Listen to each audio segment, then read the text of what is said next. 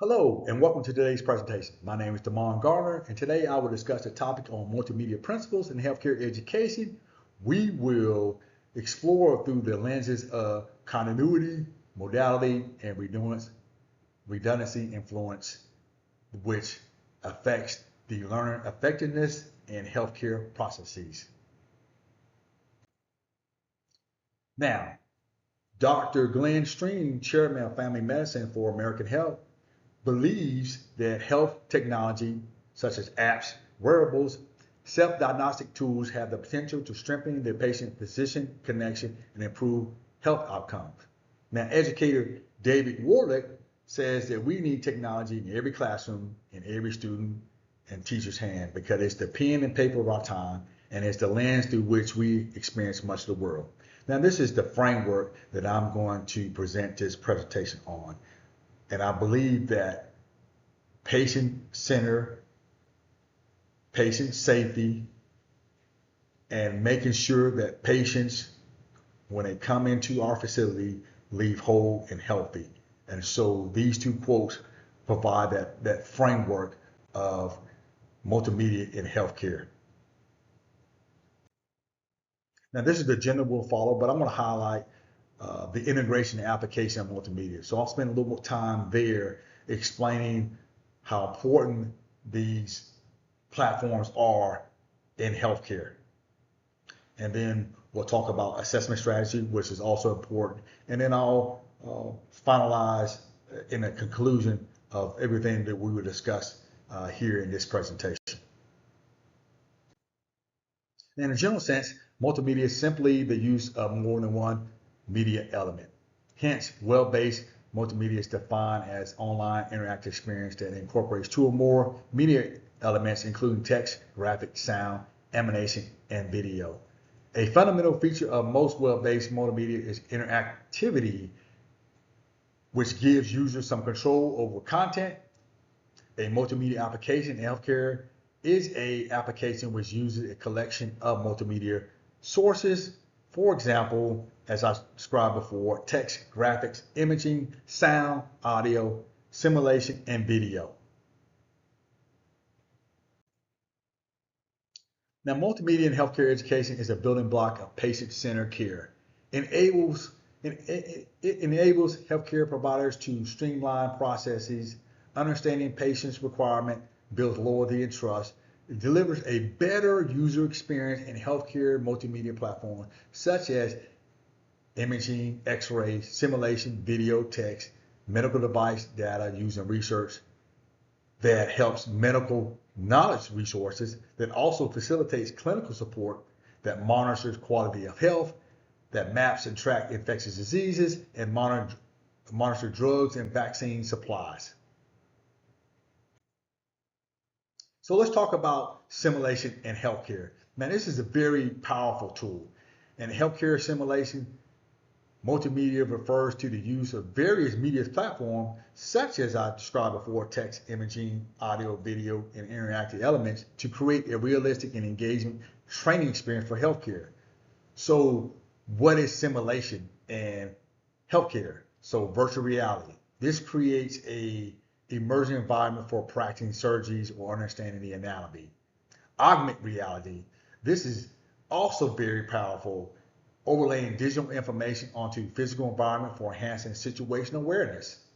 Screen-based simulation. This interactive software presents clinical scenarios, offering feedback on decision. And then multimedia for patient education. This provides engaging, understandable information about health conditions, treatments, and other plans to help the patient get well. And then the integration with standardization of patients. So with simulation, we use actors portraying specific patient roles to enhance realism and communication skills and training. And so simulation in healthcare does a few things, which I think is very important. One is that increased confidence, building the proficiency, reducing anxiety, and transitioning from a simulation patient to real patient care. And then promoting patient safety. As I stated in my opening, patient safety is key. We want to reduce any errors through our training. And so the more proficient we get, the better we're going to become. So let's talk about video in healthcare. And this is another powerful tool as well. This is also a growing trend that leverages the power of visual and sound to improve understanding, engagement, patient outcomes. So here are some examples of video benefits. It also helps the patient more likely to grasp and retain. It also increases patient engagement. It also offers a convenient and friendly way to access information, leading to a greater involvement and satisfaction. It also saves time. Video delivers consistent information, freeing up healthcare providers to focus on direct patient care. It also improves patient outcomes. If patient understands their health better, they're more likely to take active roles in their treatment, leading to better outcomes, and that which leads to building trust and credibility, and provides patient testimonies and interviews, which is very important for healthcare because they share it with their friends and their families. And it's a marketing tool for us too, to say, hey, we're a place of healing. We're a place that's confident and proficient in our efforts in making sure when you come in sick, you leave out healthy. So let's talk about X-ray. X-ray is a technology that involves modalities that helps with diagnostic capabilities and a streamlined workflow. The combination of X-ray with imaging like CT and MRI and digital radiography for faster imaging acquisition and processing. It integrates AI. It improves efficiency and accuracy. It helps us with our storing capability. It helps us with sharing capability as well. CT, for example, provides us with more ability to use various angles and improves our capabilities. It also allows us to see the body and discover, what is the root of the problem. And so, as you can see on my slide, these are different examples of X-ray that we use in the hospital setting, and it's very important because it helps us to identify those acuities and then put a treatment plan towards their acuities so that patient gets better. Text. Text is another powerful tool that allows for healthcare providers to use. It's convenient. It's very helpful, especially when we use it in a secure fashion with patient consent. And so we have to use it in a secure fashion and with patient consent because we adhere to the HIPAA standard and HIPAA regulation. But text allows for us to send automatic text reminders to patients about upcoming appointments. It reduces missed appointments. It improves patients' attendance, rescheduling, and cancellation. So we can confirm, we can reschedule, and we can cancel. So we can streamline the process, saving staff time. Notification, we can send out alerts and confirm for any changes or delay. Patient communication, we can share healthcare information, wellness tips. We can also share updates. We can do prescription refills as well. We can share lab results. Internally, we can use the text for our staff, for coordination. We can use it for scheduling. We can use it for alerts and things of that nature. And so text is a very important tool that we use in healthcare. But we always use it in a protective manner to ensure that no data is being breached and no data is being compromised from that perspective. So let's talk about medical device data system in healthcare. So when we talk about this, we were talking about digital systems that store comprehensive patients' information, including medical histories, treatment records. This also is a place where we analyze imaging like X-ray, MRI, CT scans. We use this for telemedicine platforms to do remote patient consultation and monitoring videos and other communication tools. We use this in a remote platform. This allows us to use smartphones and other devices for health monitoring and help us to treat the payment. And so devices like wearable devices like smart watches and fitness bands that allow us to monitor vital signs and other health measures in real time. And so the medical device data system is very useful because it allows us to improve diagnostic accuracy, facilitate personal treatment plans, and provide a more constant view of a patient's health when we use these plans. It improves communications as well, and it's also secure with the information. And so we don't compromise patients' confidence with that. So it allows for us to streamline workflows and help our organization become more efficient and then improve the patient experience from that perspective.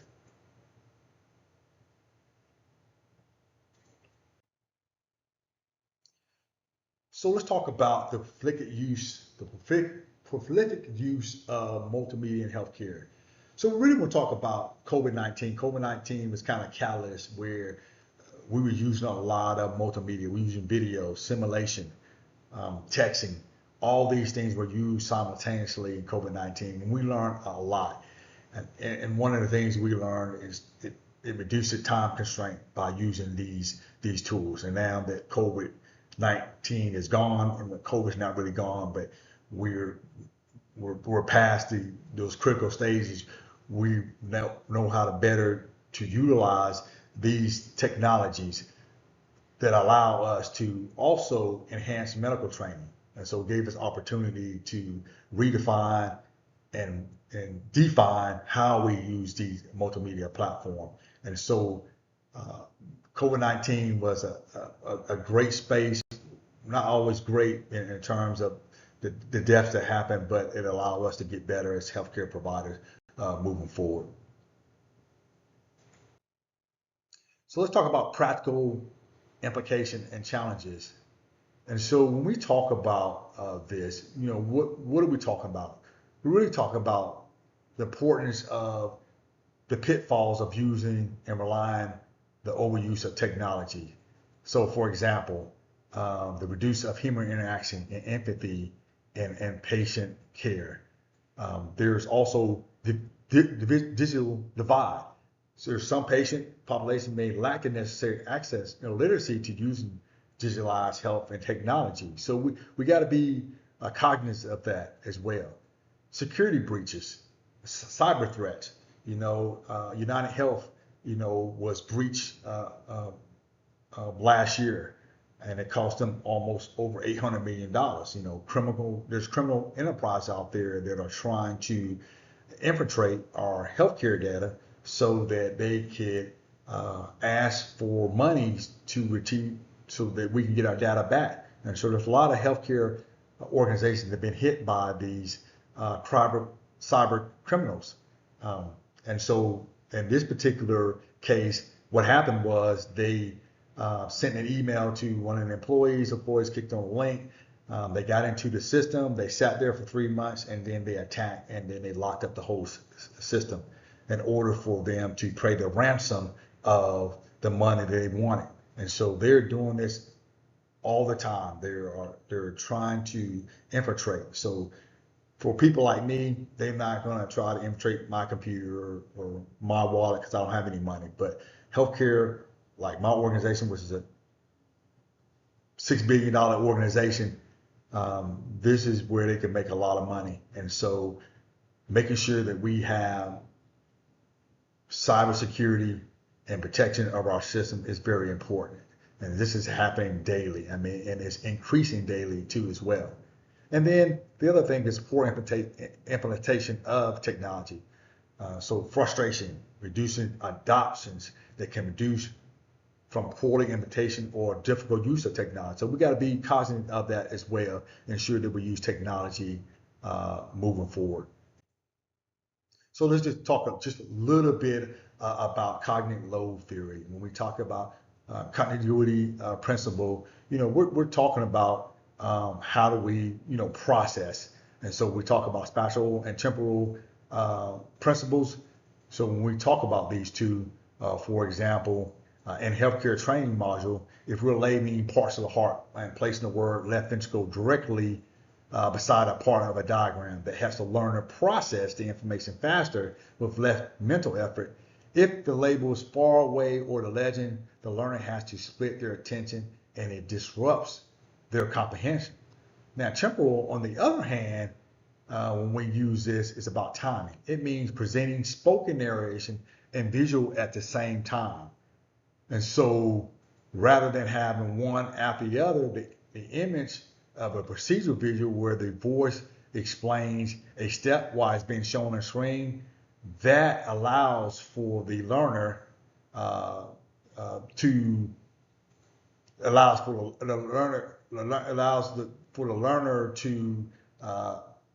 receive that. So if the audio comes first and the video comes later, the learner may forget the context or struggle to make the connection. And so both of these principles are supported by Richard Mayer's research, and they have strong evidence in healthcare education in helping students interpret visual and understanding procedural flow and retain clinical knowledge with greater accuracy and efficiency. And so we just want to make sure that when we talk about cognitive load theory, that we do it in the right way, especially in complex setting like healthcare from that perspective. So this is a very important to teach this to our learners as well.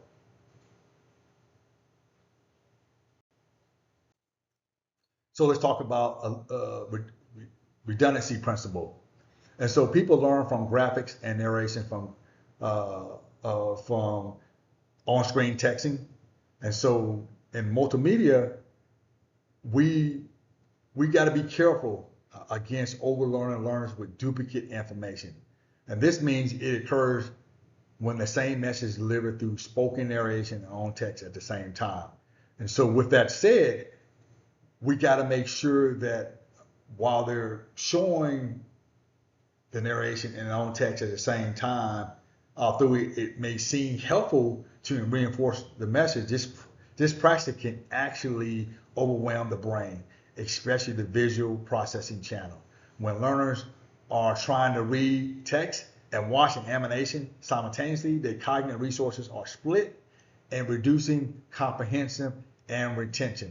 And so it's important in healthcare and education where learners are often maintaining complex procedure or medical terminology. For example, if a narrative video explaining a CPR technique also includes a full script on a screen, learners may struggle to process both screens effectively. However, there's an exception for non-native speakers or learners with lower literacy levels. Some redundancy can aid comprehension, so context matters in this. So in general, it's best to practice is to pair visual with spoken narration and avoid duplication narration as text. Instead of using keywords or summaries, we need to support audio without repeating it verbatim. When applied correctly, the redundancy principle helps reduce cognitive load and keeps learners from focusing on what truly matters. So let's talk about modality principle, right? In healthcare, narrative procedure videos outperform silent text-based instruction. So the dual channel process enhances retention, right? So studies demonstrate better outcomes in time-critical training when modality principle guides content design. Studies demonstrate better outcomes in time-critical training, and also when redundancy means avoid identical spoken or written text, which is presented simultaneously. So basically what this means, it leads to cognitive overload, right? So one of the most powerful tools in multimedia centers on how we present information, using it differently using it differently, and how it's different, using different channels in our brain, right? So according to the principle, spoken narration paired with visual is more effective than combined on text with visual. Why? Because it allows for the brain to process information through both auditory and visual channels, right? So reducing overlay on either one. So in healthcare education, where learners are often absorbing complex step-by-step processes, the principle is critical for examining. So for example, when teaching a procedure like inserting an IV or performing another complex issue or procedure, using voice over instruction along with video demonstration leads to better retention and understanding. The learner hears what to do, sees what happens at the same time without the distraction of reading the text. So when an on-screen text is used along with visual, both compete for attention within the same visual channel, and this creates unnecessary strain on a working memory. So we want to make sure that it doesn't lead to fatigue or confusion. So when designing multimedia lessons or clinical simulation, it's better to speak what is needed to be explained while showing the action and reserving the text for titles, brief cues, or summaries. And this approach leverages the brain's natural ability to handle dual modality inputs and support efficiency learning, especially in fast-paced and high-stake healthcare environments. And I know that was a lot, but when we're talking about complex issues, we got to know these principles to help us create better learning projects, learning environment, learning designs. So enhanced learning through media. In fact, research showed that people remember only 20% what they see, 30% of what they hear, and when they see and hear, they remember 50%. If we include some interaction, we remember 80% of it. I trust that, right? So enhancing learning through multimedia.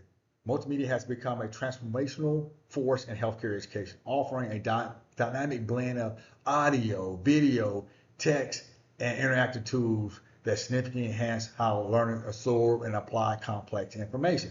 One of the most important benefits is to improve knowledge retention. Now, research shows that when learners engage in multiple senses, such as watching a demonstration while listening to narration, they process information more deeply and remember it longer. Multimedia also promotes clinical reasoning and decision making through simulation-based learning. By replicating real-world scenarios in a safe and controlled environment, students and professionals can practice skills without putting patients at risk. Another key advantage is accessibility, where in rural clinics or global classroom, multimedia platforms provide flexible, on-demand access to media education, breaking down geographical scheduling and barriers. It also supports standardization and training.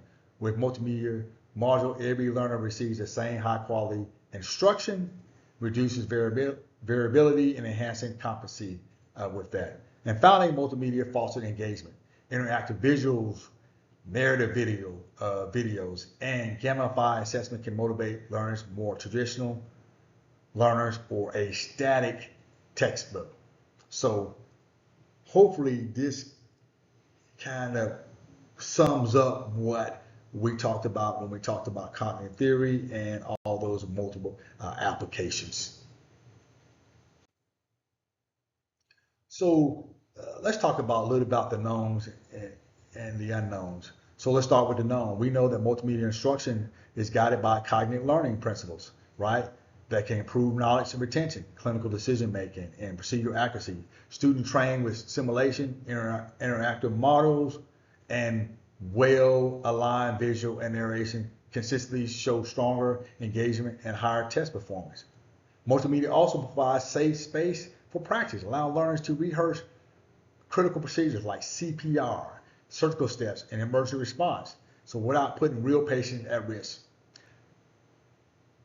Additionally, we know that dual channel learning leverages both visual and auditory pathway, reduces cognitive overload when content is thoughtfully designed. So Mayer's principles are well supported in both classroom and clinical simulation settings. But what remains unknown? We still need more evidence on how multimedia leaders translate in long-term clinical performance. Do learners retain knowledge and apply it accurately under pressure? Months or years later, do we know or fully understand how multimedia design should adapt for diverse learners, including those with different learning styles, cultural backgrounds, on level of digital literacy or language barriers? Emerging technologies like VR and AR, right, are promising, but the cognitive effects and design best practices are still explored, right? And so finally, there's little known about the role of artificial intelligence in real-time adaptation of multimedia content to match learner space or confusion. In summary, while multimedia is a powerful tool in healthcare education, when used and grounded in evidence-based design, more research is needed to fine-tune its use for long-term outcomes and its integration of emergency tech. So let's talk a little bit about assessment. Assessment is a cornerstone of effective healthcare education. When paired with multimedia, it becomes more powerful, interactive, and learner-centered. One strategy is simulation-based assessment, where learners engage in real-time clinical scenarios using mannequins or virtual patients. These assessments evaluate procedures accurately, critical thinking, and decision-making under pressure. They score with tools like checklists or timeline-based rubrics and provide opportunities for immediate feedback and structured debriefing. These assessments often use checklists, action timelines, and scenarios. A learner is evaluated on how, for example, we can take a learner and see how they can manage a cardiac arrest scenario, right? Using a mannequin and a score based on correct sequence of that action. Another method is using an interactive based quizzes. These multiple present unfolding clinical stories where learners make diagnostic or treatment decisions. Their choices influence the outcome, creating a dynamic, informative learning experience that mirror real-life complexities. These quizzes assess clinical reasoning and adaptability. For example, a module may show a patient with a chest pain, right? Based on a selected diagnostic, the learners get different path and they're scored on outcome and rationale. So these are examples, right? Another assessment tool is video-based assessment, which also is widely gaining traction. Learners record their own clinical practice or peer performance, then reflect using guided rubrics. They promote cognitive accountability, growth in areas like communication and technique. In addition, many multimedia platforms embed formative assessment directly with learning modules. These include drag and drop activities, hotspots, identification, in video, multiple choice questions. These give learners real time for understanding and reinforce key concepts while reducing text anxiety. For example, a learner may use a label anatomy in a drop and drag activity to confirm their understanding. Finally, a digital portfolio allows learners to submit multimedia artifacts such as record presentation, a narrative case, right? And so that they could use that case to do analysis and reflection, which can be assessed over time to show growth in a clinical competency and communication skills. The most effective multimedia assessment aligned with learning outcome offer a clear criteria through rubrics and balance formative and sub-formative feedback. Ultimately, these strategies can help educators move beyond recall in the realm of real-world readiness. Let's talk about future implications. So we'll talk about 3D. 3D is, man, it's great technology that we use and do to do a lot enhancement of looking at the heart, looking at organs and things of that nature. And then of course AI. these are things that we haven't really discovered. So there's a lot of things that we really haven't used, but there's a lot of things that we talked about, like wearable technology that we use in blockchain, health data security. We talked about cybersecurity. So these are future implications that we got to make sure that we are aware of in the future. So in conclusion, multimedia has reshaped the way we teach, learn, and practice in healthcare field. It's a powerful tool for simulation and animation to narrative videos and interactive cases that bridge the gap between theory and practice. But its true impact depends on how well it's designed. When guided by evidence-based principles, multimedia can reduce cognitive load, enhance retention, and improve learners' outcome. It shifts the learner from passive observer to active participants in their own education. As educators, it's not just about using multimedia, but it's about using it intentionally and effectively. This means aligning design with how the brain learns, adapting content to learners' needs, and continuously evaluating what works. Looking ahead, the integration of AI, adaptive learning, and immersive technology hold incredible potential, but only if we remain grounded in what we know about how people learn. Multimedia is not a shortcut. It's a strategic tool that, when used wisely, prepares learning not just to pass an exam, but to save lives. Let's continue to design with purpose, grounded in science, and driven by the need of future healthcare workforce. These are the references that I'm using.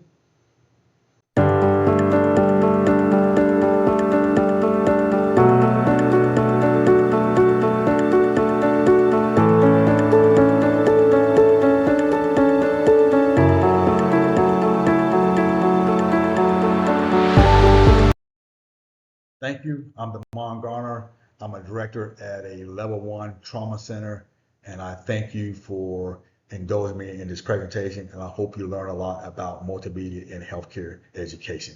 Thank you.